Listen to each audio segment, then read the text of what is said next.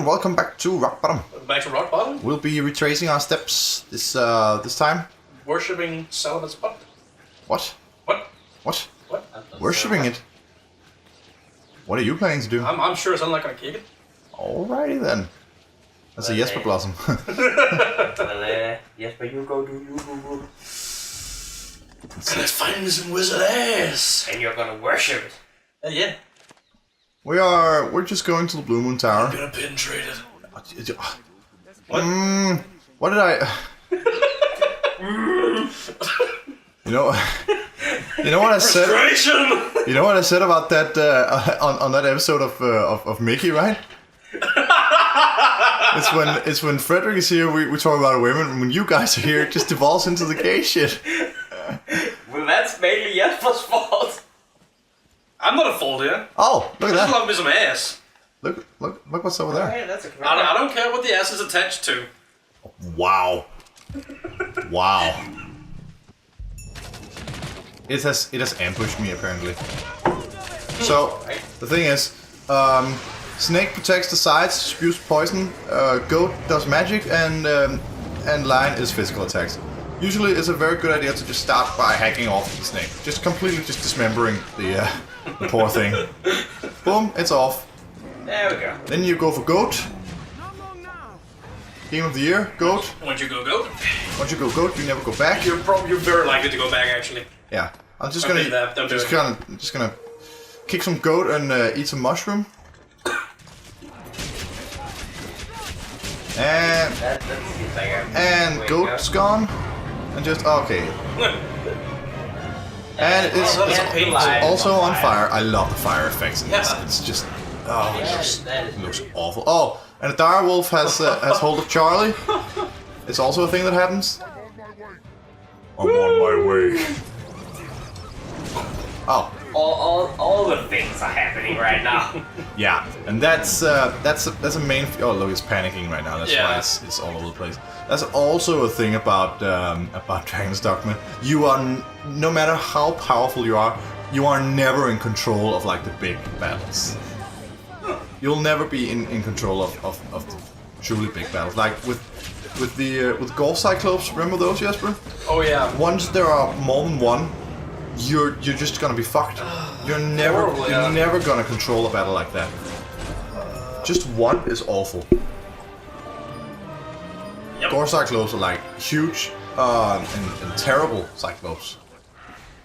Right. Yeah, they're bad news, man. They sound uncomfortable. The normal, the normal Gore Cyclops is not so bad. It's the condemned ones that are terrible. I love the first time I saw them on Bitter Black. Yeah. Just the two In ones that goddamn little room here, I was also tied to the walls. Yeah, that was a very uncomfortable experience. It doesn't take much to anger them, and they just break free, and all hell breaks loose. Just Bitter Black in general is just gonna be that's what we're working up to. That's the one we're working up towards, and that is just a very uncomfortable experience in general. Yeah. Because fucking literally death is on your tail. That area. All the we talked time. about that. All the time. Death is just there, man. It's not. It's also like a completely exhausting journey to go where you're going, because you can. There are these like almost like checkpoints areas that you reach, and then you gain like a shortcut to go there again, so you can actually go back and rest and stuff like that. But you can never. Oh shit! I just bumped the mic and it was just like a really itchy attack here. No, but when you're what was I saying?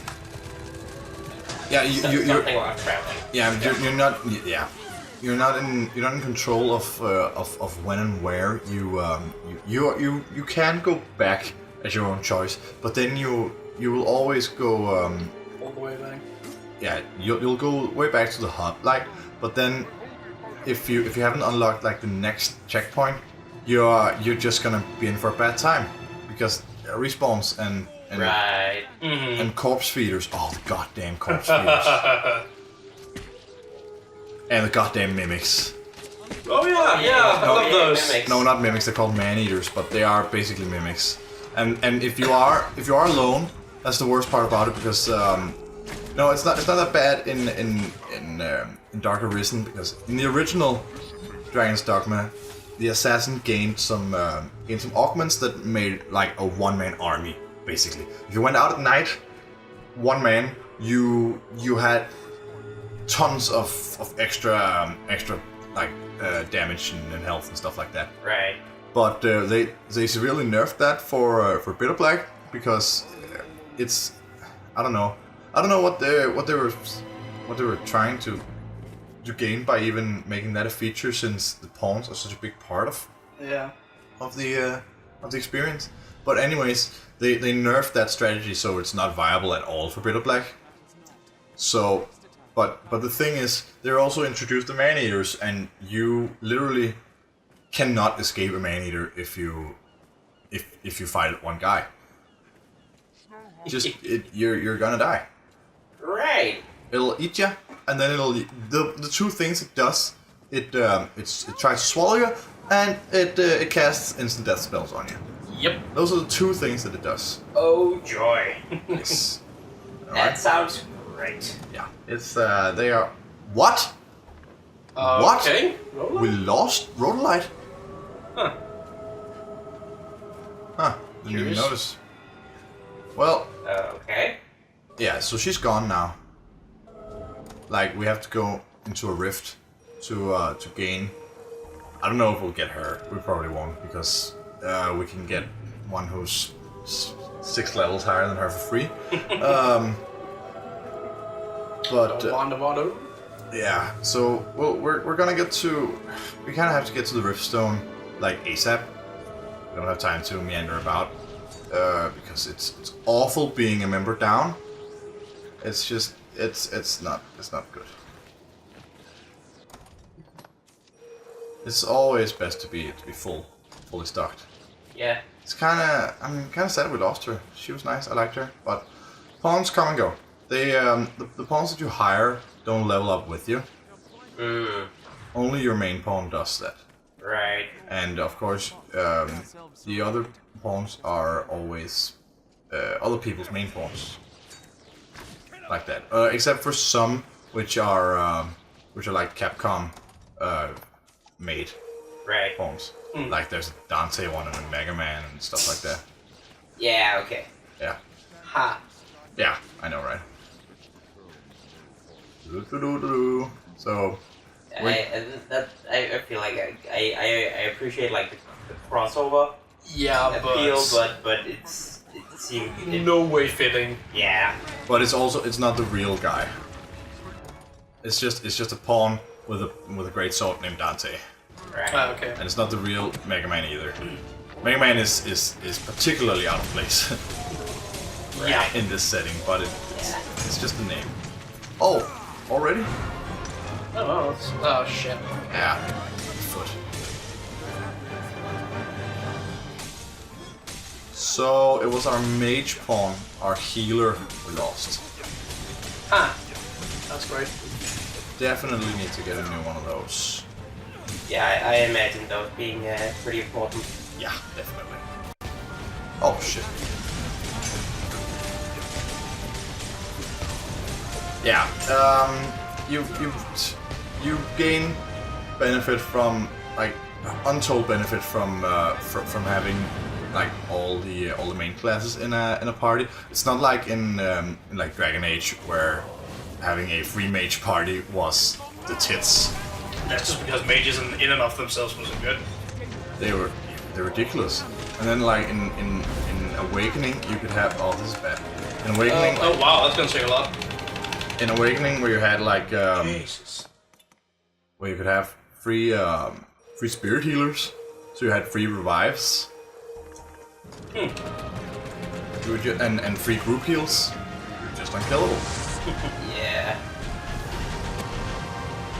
The revives in particular were insane. Yeah, those were really handy. Yeah. That should have been a very long time since I played any of them. I replayed 2 not too long ago. And it is I mean it is what it is, man. it just sort of happens. 2 is fine, but like only from gameplay. It was that's actually what I was just thinking about. I mean, I remember the game as being decent, but I don't remember the story.